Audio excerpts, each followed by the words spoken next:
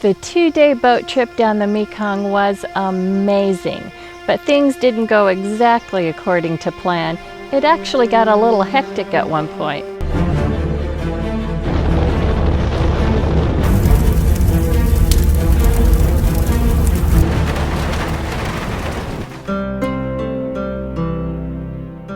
So I have traveled just about as far north in Thailand as I can go.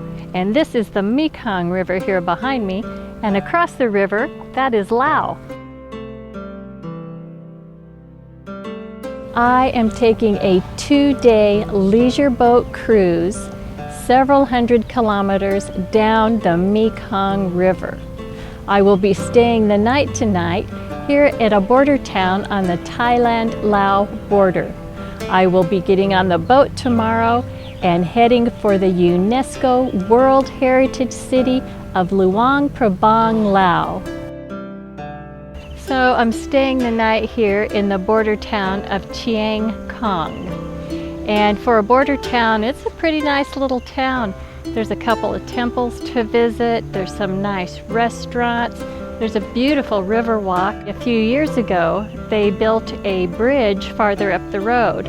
And before that, people had been coming here, staying the night, and then taking the ferry across the river to Lao. But now they're kind of bypassing Chaing Khong and just going straight down to the new bridge and crossing, and it's really had an impact on this nice little town.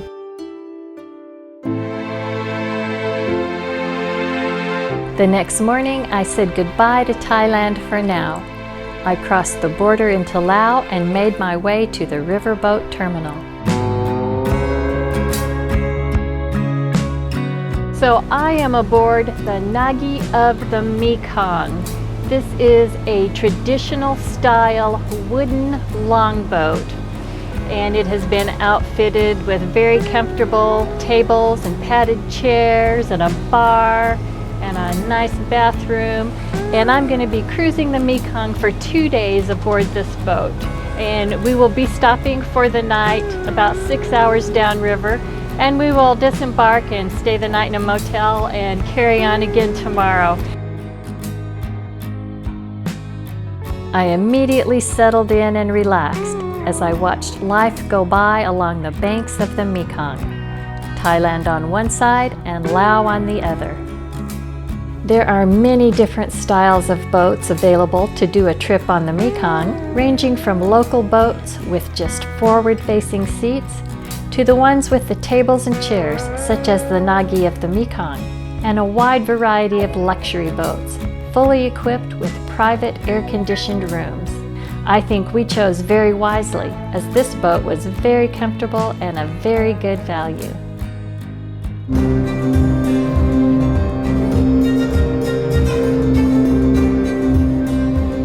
The mighty Mekong actually starts as a tiny spring high in the Tibetan Plateau. It runs over 3,000 miles through China, Myanmar, Laos, Thailand, Cambodia, through the Delta rice lands of Vietnam, and out into the South China Sea. The Mekong is also known as the Mother of Waters, because it is such a tremendous resource and the lifeblood for such a large number of people. It is a source of food and income for about 60 million people throughout Asia. It also boasts the world's largest inland fishery, accounting for up to 25% of the global freshwater catch and providing livelihoods for tens of millions of people.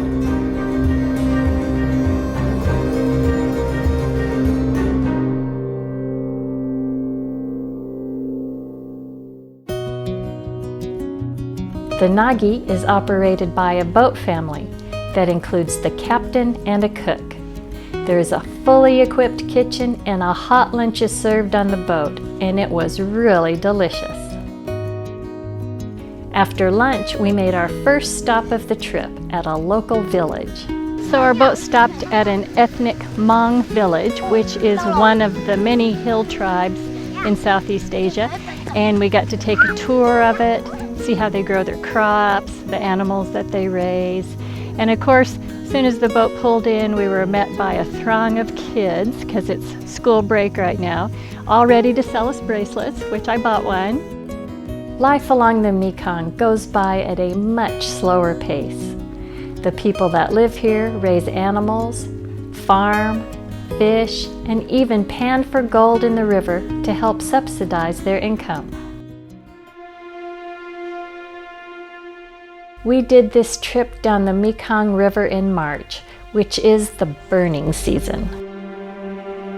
After the crops are harvested, whether it's rice, vegetable crops, or forest products such as bamboo, the area is then burned. This has historically been a very important part of the agricultural process in Southeast Asia, as it helps to rebuild and improve the soil. It does, however, make the air extremely smoky in the heart of the burning season. We saw burning all across northern Thailand as well, but there was much more smoke in the valley that follows the Mekong here in Laos. As the day went on, the mountains along the Mekong continued to build until we were in a deep canyon. Then before long, we approached Pak Beng and were picked up and taken to our hotel. So we cruised down the Mekong for about 6 hours today, and then the boat docked at this small town called Pak Beng. That's about the halfway point on our way to Luang Prabang. And I have to say, I really enjoyed the beautiful scenery coming down the river and seeing the way of life of the local people that live along the river. And we got here to Pak Beng, and we're staying in this really cool hotel called the Sanctuary, and they upgraded our room, and we have this room with this beautiful balcony that looks out over the river, and it's just been a terrific day, and I can't wait to get back on the boat tomorrow. The next morning, we boarded the boat early.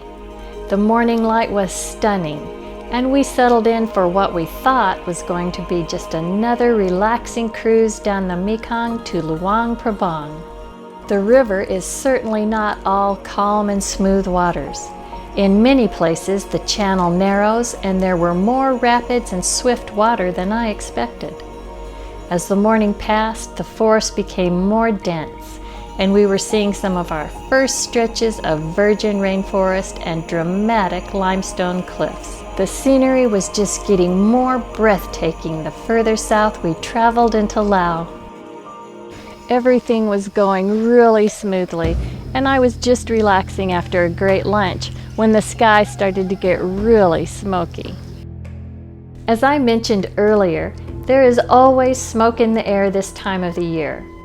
But then we came around a bend in the river and there was a huge plume of black smoke. And then we saw this massive fire burning on the side of a hill. There were flames shooting up into the sky, and the heat was extreme all the way down on the river. Just as we were passing the flames, the wind kicked up and the flames got even bigger, and very quickly there was a layer of ash on everything. Then, just as I thought that things can't get any crazier, there was a clap of thunder, a flash of lightning, and the wind got even stronger. I was a little surprised at the urgency of the crew to get the boat to a small beach. It had rained just a little bit, and honestly, I thought it was all over. So we just had a little bit of excitement on our river cruise. We were going through an area that's being heavily burned for crops, and it got cloudy, it's very smoky. It started lightning and thundering, then it started raining, and so the boat captain had to pull the boat over to the side. Everybody was running and trying to tie it down. And it was quite hectic actually, as he secured the boat, and ash and rain coming and dirt coming in the windows. Then, just like that, it began raining hard and the wind came up, so everyone ran back onto the boat. Sand was blowing onto the boat, the air was thick with ash, and it was a little hard to breathe. The whole scene on the boat quickly turned from relaxation to almost an apocalyptic feeling moment. There was wind and rain and ash and thunder and lightning all at the same time. We were on the beach for about an hour, waiting for the storm to pass. After about another half an hour, the boat made a stop at a village where they distilled rice whiskey, which was great because I really felt like I needed a shot after all that had happened. Lao Lao, or rice whiskey, is a staple drink in Laos. It is strong, and while the percentage of alcohol varies, this whiskey was around 50% alcohol. Lao Lao is used in various ceremonies, normally consumed straight and in a single gulp. Rice whiskey, here I go.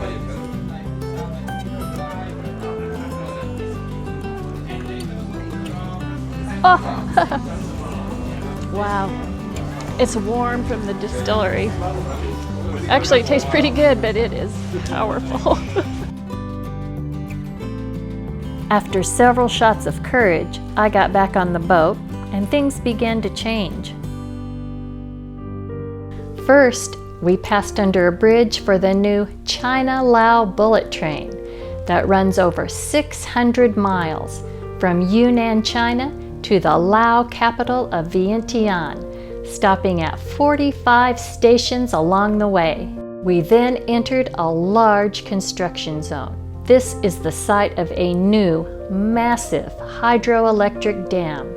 The project will be run in cooperation with power companies in Vietnam and Thailand and will be Laos' largest dam, producing over 1,400 megawatts of power. The dam will export power all over Southeast Asia, as far away as Malaysia. And while the project is touted to help meet growing regional power needs, the impact here in Laos is still unknown. 10,000 residents will be displaced, and an even greater environmental impact could take decades to determine. The project is scheduled to be completed in 2027. After passing the dam site, we saw the most dramatic cliffs of the trip, where we made our final stop before Luang Prabang. So our boat stopped at the Pak Ou Caves, which are 2 cavernous chamber caves that house literally thousands of Buddha images. Lao people believe that their ancestors entered the caves the first time in the middle of the 8th century. At that time, Buddhism wasn't prevalent in the country, and the caves were used as a shrine to the river spirits. By the 16th century, the royal family adopted Buddhism as the national religion. Every year, the king and worshippers from Luang Prabang made a pilgrimage to the caves on New Year's Day. That's when they left the Buddha statues inside the caves. The thousands of statues here today are a result of hundreds of years of visits. Cruising the Mekong on the Nagi slowboat was an amazing experience. There are a lot of ways to get to Luang Prabang, but I would highly recommend taking a river cruise. If you enjoyed this video, please give us a like, leave a comment, and subscribe to see our next video from stunning Luang Prabang.